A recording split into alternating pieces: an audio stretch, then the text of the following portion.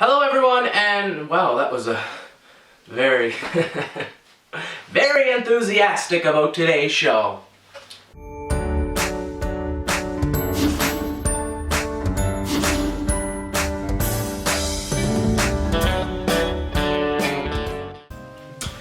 I'm very, very orange today, and there is absolutely no reason for it.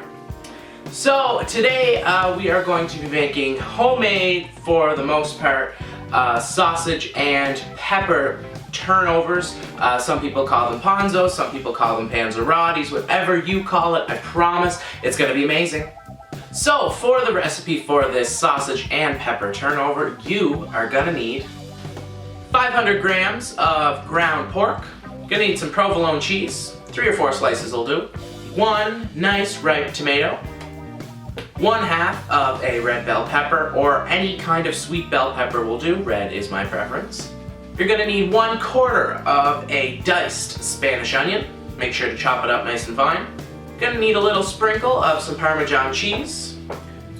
Going to need a little bit of fennel. This is for the sausage. It's a crucial flavor to most sausage, but if you don't have any fennel, don't really worry about it, not the end of the world.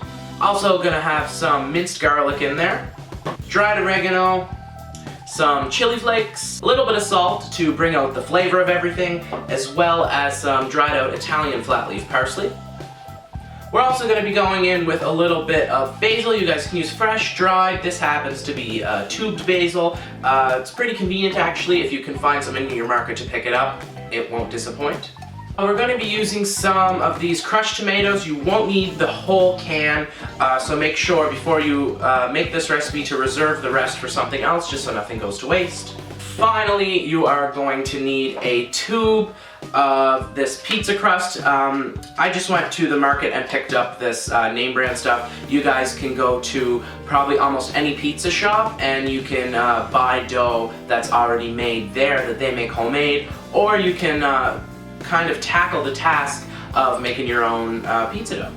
Okay, so we're going to give this pepper a nice rough chop. You guys can dice these up really fine if you rather them finer, or if you like them chunky, you can go that way too, doesn't matter. Just like I said, a nice rough chop will do. Beautiful. Same with the next one here. How easy was that? Okay, so we're going to do the same thing with our tomato here. I said a whole tomato. This is kind of a bigger guy, so maybe we'll use half.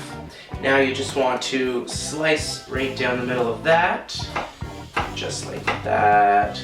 Beautiful. Bring it around again. Awesome. Okay, so now we are all set up. So what we want to do is we want to start by sauteing our vegetables. You don't want to add your garlic in right now because it's chopped up so finely, it's almost minced, that it would burn. Okay, so first thing you want to do after you have all your veg chopped up is we're going in a deep saute pan, little bit of extra virgin olive oil, and we're going to go right in with that pork right away. Beautiful.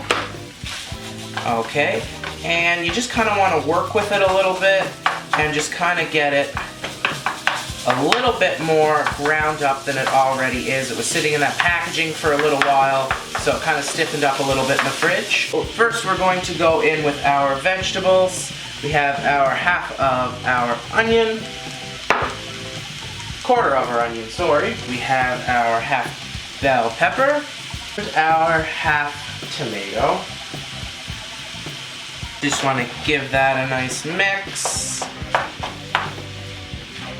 The smell of this already, and it just started sauteing. The smell of these fresh vegetables and this ground pork, like it's out of this world. Sausage, most of the time, usually gets fennel seed in it. We're gonna go in a little bit lighter with the fennel seeds, maybe just a little palmful or so. Next, we're going to spice it up with some chili flakes. You guys can add as much or as little as you like. And we're going to throw in some salt, and that's bringing out the flavor of everything. And we're going to go to our Italian herbs, like our oregano here, and our parsley. Beautiful. And we're gonna go in with our tube basil as well. Tube basil. Sounds kind of funny, but it is. It's basil from a tube.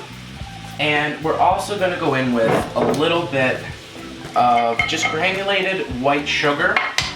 This isn't like super necessary. You don't have to add it in, but when you're adding that little bit of crushed tomato, since it's not a tomato sauce, it might be a little bit acidic for you, so this is the part where you would add in your sugar. You're not actually going to taste like a sweet taste, but it's just going to balance the acidity from your tomatoes. We have everything in here that we need right now. We're gonna let this go for about 5 minutes. During occasionally you just want to get that meat cooked through and those vegetables nice and sauteed. And then we're going to get ready to put it in our pizza dough. Okay, so our vegetables have started to sweat out a little bit. Our meat is almost done cooking. So we're going to add in some powdered Parmesan cheese right in there. We're also gonna go in with about a clove or so, maybe 2 cloves worth of garlic. And we're gonna be going in with this crushed tomato blend here. So essentially you're almost making like a 1-pot meat sauce, almost like a bolognese or something like that. But we're adding this into our pizza dough. We're gonna bake it with the provolone, a little bit of butter over the top and some herbs. It's gonna be fantastic. Okay, so our meat and vegetable mixture has finished. We just finished sauteing it, and we rolled out our pizza dough. Just gonna get a couple of nice scoops of our sausage mixture in there, and we're gonna go over the top with some crushed tomato, just a little bit more, make sure that nothing's dry. And then we're going over the top of that with some of this fresh provolone cheese. And then you just kind of want to stretch it and flip it over, just make sure nothing sneaks out on you. Beautiful. Just kind of work with it whatever way you can. Doesn't have to look uniform, and you just kind of want to press it down a little bit just to make sure that all of the edges are sealed off. Beautiful. Okay, so we have our oiled pan here. We just want to slide it on. I'm going to tuck the edges over just slightly, and we're going to poke a little hole in it just so it can breathe and the dough doesn't all pop up at the end. Beautiful. And we're going over the top of that with just a little bit more of that sauce. Give it a little press, give it a nice little glaze. Beautiful. Okay, so we're baking this anywhere between 12 and 17 minutes. You just got to keep an eye on it depending on what kind of dough you're using. And when we get back, we're going to plate it up. Okay, we just took our delicious turnover out of the oven. I'm going to cut it in half and just see how good it looks. Alright, look at that. How amazing does that look? Give it a little press and the cheese slides over the sides.